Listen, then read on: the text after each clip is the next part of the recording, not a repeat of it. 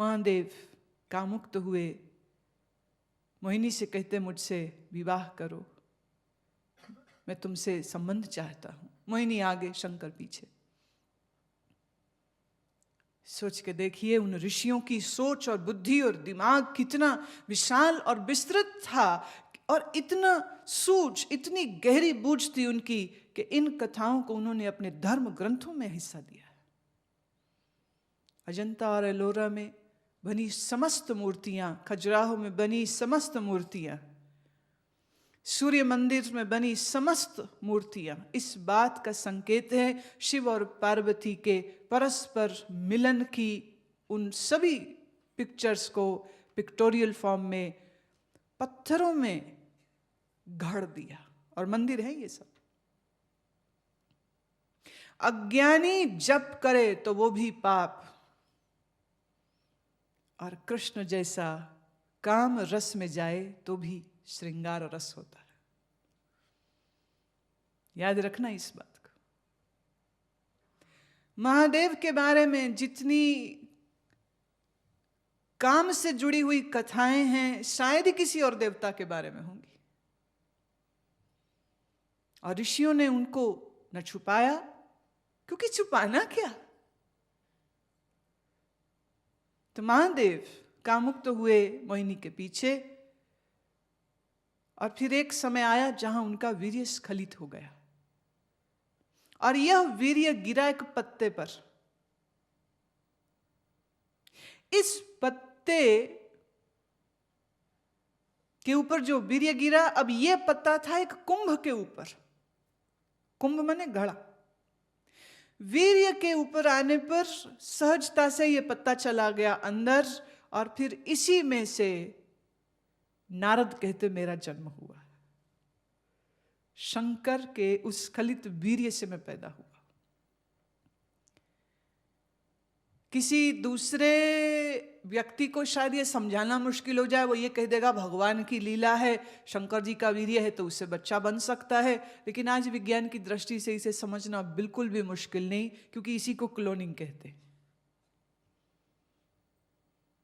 Artificial insemination, IVF इत्यादि, ये जितनी टेक्नोलॉजीज हैं, दे आर जस्ट यूजिंग।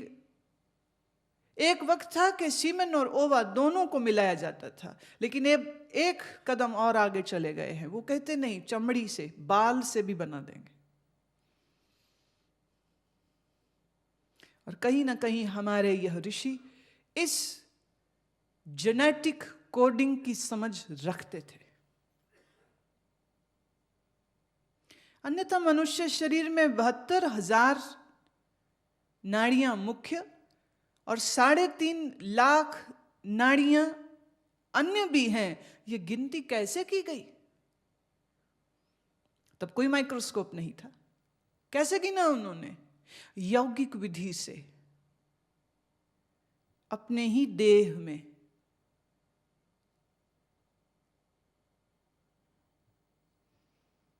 प्रविष्ट होकर अपने ही अंगों को जाना, देखा, समझा है। आयुर्वेद का जन्म यहीं से हुआ है।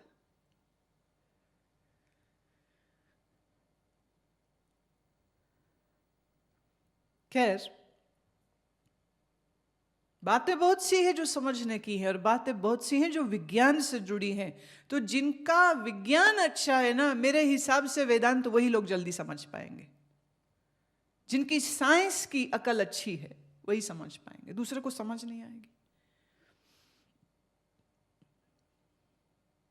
तुम्हारे शरीर में क्या क्या हो रहा है, कैसे कैसे होता है, इसका ज्ञान लेना भी अच्छा है, लेना चाहिए। कई बातें साफ हो जाती। जन्म क्या है? ये जो भौतिक स्थूल शरीर तुम्हारा बना, ये कैसे बना?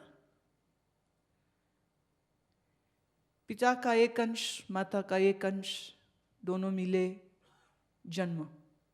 गर्भाधान हुआ, 9 मास तक पूरा शरीर बना, 9 मास में शरीर मां के गर्भ से बाहर आ गया।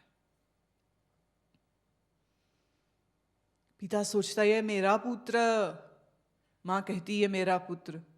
प्रकृति से पूछो किसका, प्रकृति कहेगी मेरा। तुम कौन हो बीच में? जब बच्चे के आंख, नाक, कान, nervous system, circulatory, muscular, skeletal, internal organs बन रहे थे, क्या मां को पता था अंदर क्या हो रहा है अभी? और जब जन्म माने शरीर पूरा बन गया, अब ये देखिए अनकॉन्शियस सिस्टम पूरा अंदर चल रहा है। मां को कुछ नहीं पता, मां को बस इतना पता है प्रसव पीड़ा हो रही, कंट्रैक्शंस हो रही। कौन करा रहा है ये? फिर वही बात, मस्तिष्क जो है ये मास्टर कंट्रोलर है पूरे शरीर का। यहीं से मैसेज जाता है उन मांसपेशियों को जो सर्विक्स, यूट्राइन और जो गर्भाशय की बाहरी झिल्ली है उस तक संकेत पहुंचते हैं, इसीलिए कंट्रैक्शन शुरू होती। मां को कुछ नहीं पता, वो लेटी है बस, उसको इतना पता मस्तिष्क से आ रहा है। ऐसे हार्मोन्स रिलीज होंगे जो ऐसी कॉन्ट्रैक्शंस को कराएंगे, और जब ये कॉन्ट्रैक्शन शुरू होंगी तो बच्चे की मूवमेंट शुरू हो जाएगी। आज विज्ञान ने यह भी तय कर दिया कि बच्चा अपने आप को आप ही जन्म देता है, वो खुद अपने आप को धकेलता है, गर्भाशय से बाहर सर्विक्स तक धकेलता है, फिर धीरे धीरे धीरे। मतलब माँ मेहनत कुछ नहीं कर रही, असली मेहनत तो ये बच्चा कर रहा है। माँ के शरीर में जो स्राव हो रहे हैं उन स्रावों की वजह से खिंचाव और कॉन्ट्रैक्शंस हो रही है, बच्चे की मूवमेंट हो रही है, और बच्चा अपने आप को खुद पुश करता है, और करते करते करते जन्म हो जाता है।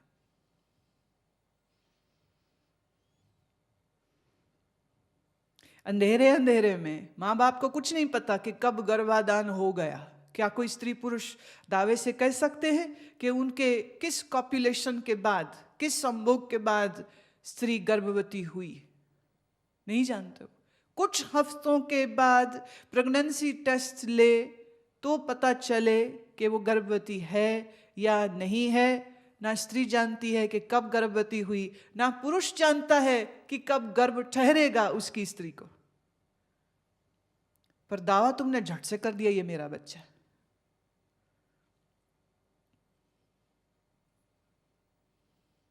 खलील जिब्रान ने कहा, बच्चे तुमसे आते हैं, तुम्हारे नहीं होते, सिर्फ तुमसे आए हैं। They just come through you. They are not yours. हर बच्चा अपने साथ एक अपनी यात्रा को कर रहा है, और उसकी इस यात्रा में उसके पूर्व जन्मों के संस्कार, वासनाएं, इच्छाएं, वह सब काम कर रहे हैं। हाँ, उसके शरीर की जो बनतर है, जो मेकिंग है, जो जीन्स है, जो डीएनए है, ये जरूर माँ बाप से आया, लेकिन मन माँ बाप ने नहीं बनाया। मन माँ बाप ने बनाया होता तो बड़ी बढ़िया बात हो जाती। ब्रह्मवेत्ता का पुत्र भी ब्रह्मवेत्ता होता, पर नहीं होता। जितनी नालायक श्री कृष्ण की औलाद थी, शायद किसी की हो।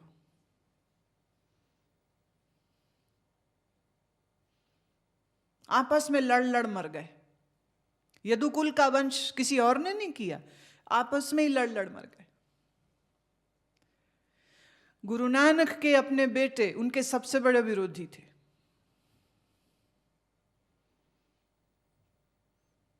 सिख हिस्ट्री में एक ग्रंथ है भाई बाले की जन्म साखी, उसको आप पढ़िए तो आपको मालूम होता है कि वो अपने पिता के लिए बहुत कठोर शब्द कहते, और खासकर तब जब उन्होंने गद्दी भी अपने एक शिष्य को दे दी, ना के पुत्रों को।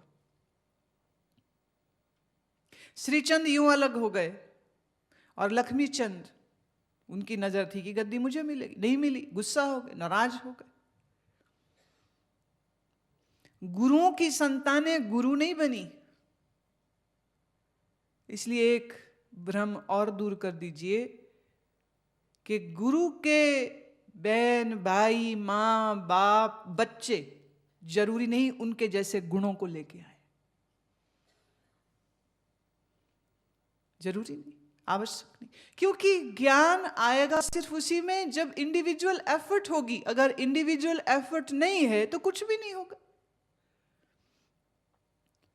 रामकृष्ण परमहंस की पत्नी शारदा के भाई बहन भतीजे राक्षस थे। इनसे पैसा ले जाते, इनसे काम कराते, बहुत नारकीय दुख भोगे मां शारदा ने अपने परिवार के हाथों।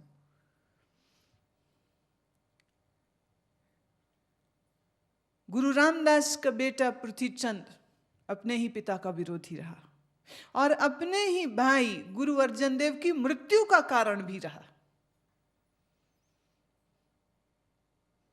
ज्ञान व्यक्तिगत श्रम, गुरु की कृपा और ईश्वर के आशीष से फलित होता है। सिर्फ गुरु के शरीर से या अवतारी पुरुष के शरीर से संबंधी हो जाने मात्र से आप ज्ञानी नहीं हो जाते। कृष्ण को पालने वाले नंद बाबा और यशोदा ज्ञानी थे, गोपियां ज्ञानी थी। हाँ, भागवत ये कहती है गोपियों के विषय में कि ये पूर्व जन्म के सब ऋषि है, योगेश्वर है और यह लीला का हिस्सा बनने के लिए इन्होंने जन्म लिया था। तो भाव के जगत में जो बात है उसमें तो कहते वृंदावन की पत्ता पत्ता लता लता सब कृष्णमयी, वो भी ये भाव का जगत हो गया। रिश्तेदार हैं कृष्ण के कितने, पर क्या सब कृष्ण के इस ज्ञान को पा सके? सिर्फ अर्जुन ने पाया। और अर्जुन को भी इतनी आसानी से नहीं मिला। इसकी खोपड़ी में भी बात जल्दी नहीं घुसेगी, तुम देखोगे। नहीं तो इतनी लंबी गीता की जरूरत क्या? असली ज्ञान तो दूसरे अध्याय में दे तो दिया भगवान ने, क्या इसके बाद कुछ बताना बाकी है?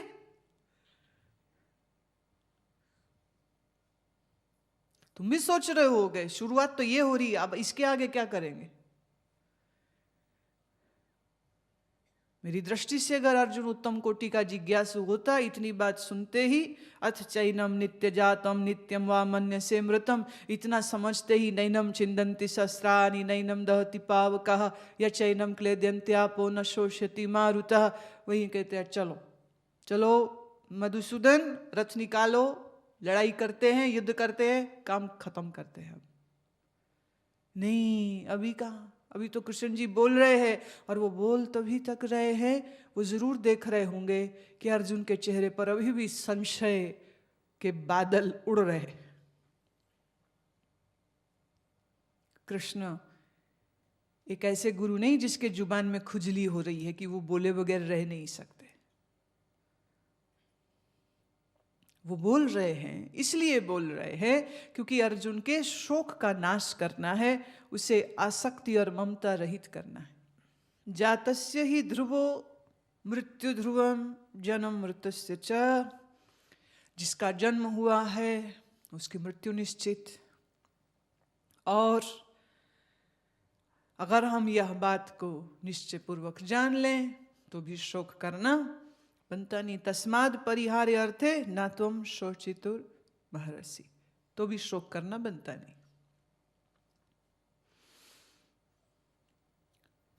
अव्यक्त देनि भूतानि व्यक्त मध्यानि भारत, अव्यक्त निधनान्यैव तत्र का परिदेवन। सारे भूत, भूत माने पंचभूत, सारे भूत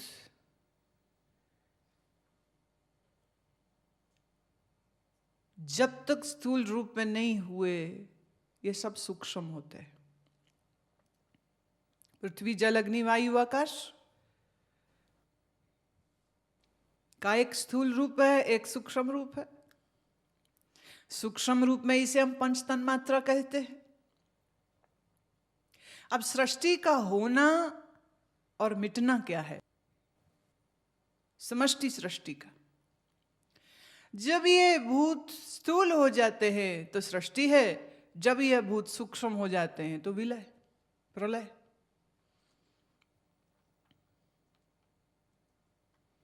सारे पंचभूत जो हैं एक समय में सूक्ष्म थे। सूक्ष्म अर्थ कोई फॉर्म नहीं थी, फिर फॉर्म हो गए, फिर फॉर्मलेस हो जाता है।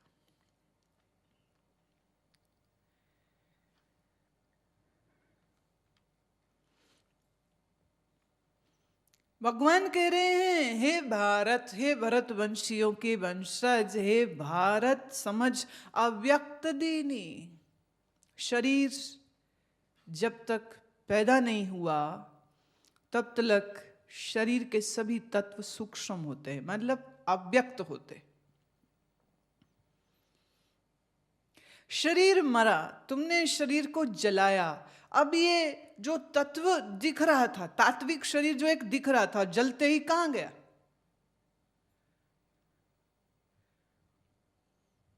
कहां गया?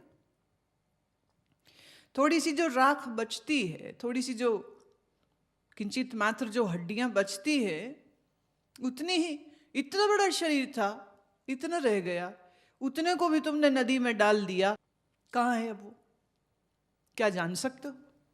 इतना ही कहोगे अव्यक्त हो गया। अव्यक्त माने जो दिखाई न दे।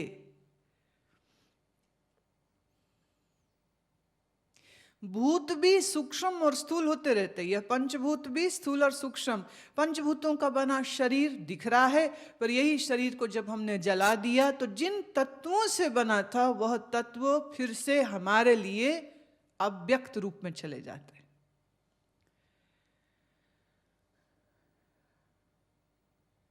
पवने में पवन समाया, ज्योति में ज्योत रल जाया, माटी माटी होई एक, रोवन हारे की कौन टेक।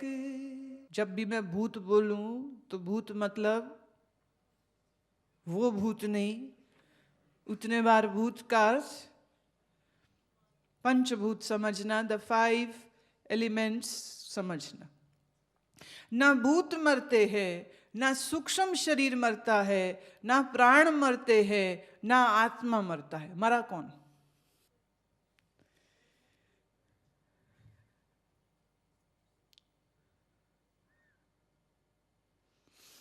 पहले पंच प्राण और पंच प्राण इस शरीर के अंदर थे, फिर शरीर के बाहर चले गए। पहले मन बुद्धि चित्त अहंकार इंद्रिय शरीर के अंदर थी, फिर शरीर के बाहर चली गई। पहले जीव शरीर के अंदर था, फिर शरीर के बाहर चला गया। आत्मा को भी मरती थी, तो मरना क्या है फिर?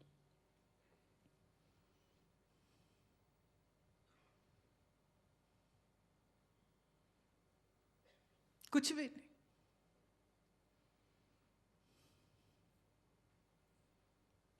कुछ भी नहीं। कुछ भी नहीं के लिए रोते फिरते हो, कुछ भी नहीं के लिए चिंता करते फिरते हो, हाय मर न जाए, हाय मर न जाए, हाय मर न जाए। पूछ तो सही ब्रह्मवेत्ता से, मरा कौन? मृत्यु क्या? मृत्यु कुछ नहीं, सिर्फ दृश्य बदलता है।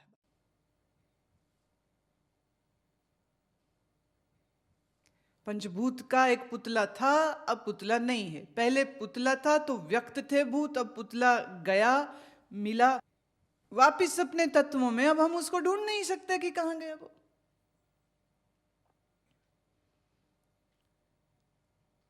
न किछ जन्मे न किछ मरे, अपने चलत आप ही करे। सुखमनी साहब की पंक्ति है ये। कुछ जन्मा ही नहीं और कुछ मरेगा भी नहीं, कुछ हुआ ही नहीं तो कुछ विनाश भी क्या होगा। होना एक भ्रम है और मिटना भी एक भ्रम है। तुम्हारे शरीरों का होना भी एक भ्रम है जो दिखता है, प्रतीत होता है, और तुम्हारे शरीर का मिट जाना भी एक भ्रम ही होगा। तुम अनादि थे रहोगे, तुम आदि हो रहोगे, तुम शाश्वत हो, तुम शाश्वत रहोगे, तुम सनातन हो, तुम सनातन रहोगे। ये बीच में कभी कभी देह बन जाती है, फिर टूट जाती है, फिर बन जाती है, फिर टूट जाती। जातस्य ही ध्रुवो मृत्यु ध्रुवम। जो गया वो आएगा, जो आया है वो गए।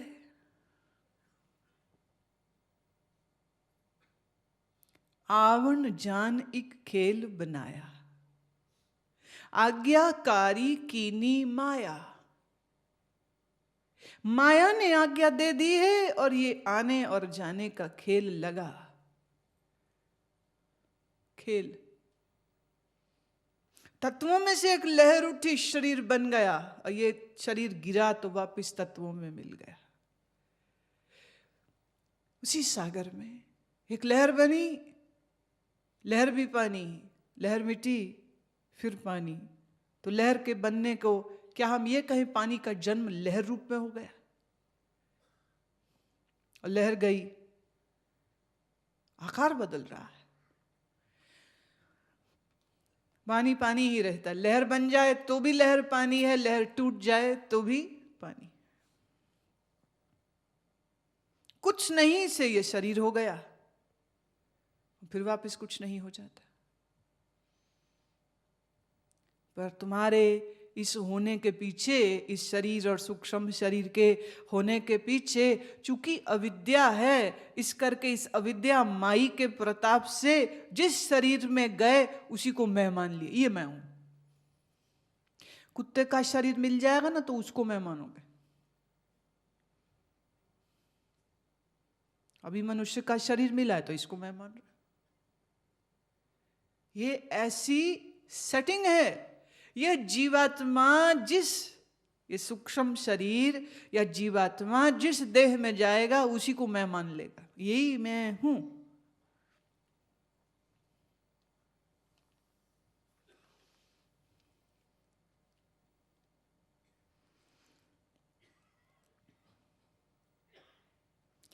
एक महात्मा है, उनके पास जो कुत्ता है जर्मन शेपर्ड, इस कुत्ते ने उनकी बड़ी सेवा की। कुत्ते का नाम भोला। पंचाग्नि तापते थे तो किसी स्त्री पुरुष को आज्ञा नहीं थी कि उनके उस तप में विघ्न डाले। कहीं से कहते कहां से ये कुत्ता अपने आप आ गया और आकर के उसने अपना सिर इनके पैरों में रख दिया। कुत्ते ने, जर्मन शेपर्ड। तुम अच्छी से जानते हो जर्मन शेपर्ड बहुत महंगी ब्रीड होती, ऐसे ही नहीं घूमते फिर रहे। और वो भी बिहार, झारखंड में, जहां एक अच्छी चप्पल कहीं दिख जाए ना किसी को तो थोड़े देर बाद वो गायब हो जाती। इतना महंगा कुत्ता ऐसे ही घूमता घामता कहाँ घने जंगल में उन तक पहुंच गया। आते ही उसने अपना सिर टेक दिया, उन्होंने सिर पे उसके हाथ फेरा। उस दिन के बाद से वो उनके साथ रहा। पंचाग्नि तापनी थी, पंचाग्नि में उनका संकल्प था कि कोई स्त्री पुरुष आए नहीं, उनको परेशान ना करे, ना दर्शन के लिए, ना कोई नहीं आना चाहिए। भोलानाथ, कुत्ते का नाम उन्होंने रखा भोलानाथ। और वो कुत्ता उनकी पहरेदारी करता पूरे समय। चूंकि इस पंचाग्नि तप में एक ही समय पानी पीना है और एक ही समय मूत्र के लिए उठना है, तो अगर वो एक समय पीते तो ये भोलानाथ भी एक ही समय पानी पीता। जर्मन शेपर्ड कुत्ते को अग्नि छोड़िए, ऐसे ही टेम्परेचर बढ़ जाए ना, इसकी जीभ बाहर आ जाती है, गर्मी बर्दाश्त नहीं कर सकता।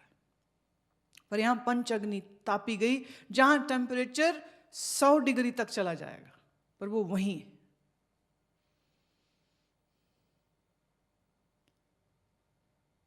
9 वर्ष का लंबा समय एक कुत्ते ने उनका साथ दिया।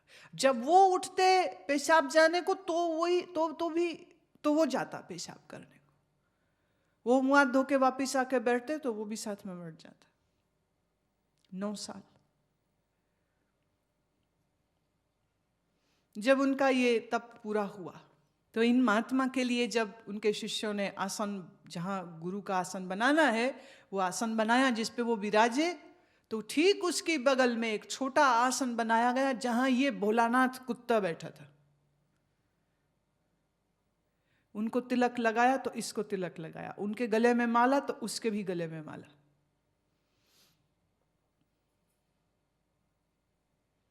जब उनके इस यज्ञ की पूर्ण आहुति हुई, ये जो उन्होंने तप किया था पंचअग्नि तापना, जो तंत्र की एक बड़ी कठोर विद्या है,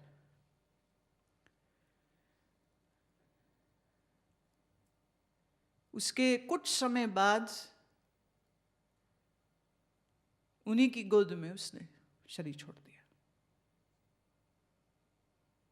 चला गया, गया खत्म। फिर कुछ देर बाद दूसरा कुत्ता एक और आ गया। तो उनका ये कहना है, पीछे मैं उनको मिलने के लिए गई हुई थी, तो उन्होंने उससे मुलाकात कराई उस कुत्ते से। अच्छा अजब बात है, जैसे ही मैं गई मेरे साथ 2 व्यक्ति थे।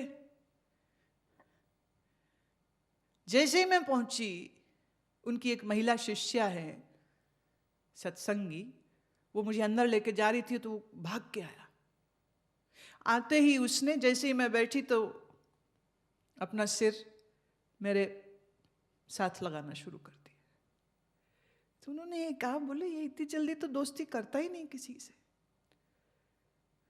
और फिर उसके बाद वो सत्संगी जी को भूल गया, वो घूम घूम के मेरे पीछे, और फिर वो उसने पत्थर ला के मेरे आगे रख दिया।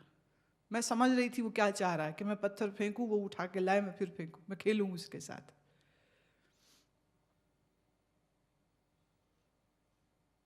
बड़े मजे से बैठ गए। अब शरीर कुत्ते का है, लेकिन इसके भीतर जो जीव है साधारण नहीं है। वो इस कुत्ते की अपेक्षा में इंसान निकृष्ट लगेंगे। क्यों? जैसे ही समय मेरे बहुत बहुत आदर, बहुत प्रेम उन्होंने हमसे किया, तो शाम को उन्होंने मेरे लिए एक विशेष आयोजन कर रखा था, मंत्र पाठ और कीर्तन और वो सब, और ऐसे आसन लगे थे। हम बैठे, जैसे ही हमें हॉल में ले जाने का वक्त आया, अंदर बच्चे थे वहाँ उस एरिया के बच्चे, बहुत शोर, अब बच्चे हैं वो तो शोर करेंगे ही।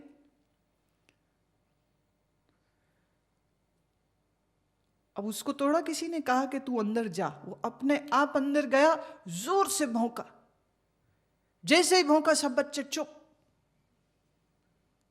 हम लोग अंदर गए, आसन में बैठे, उसके बाद वो चुपचाप वहां बैठा रहा।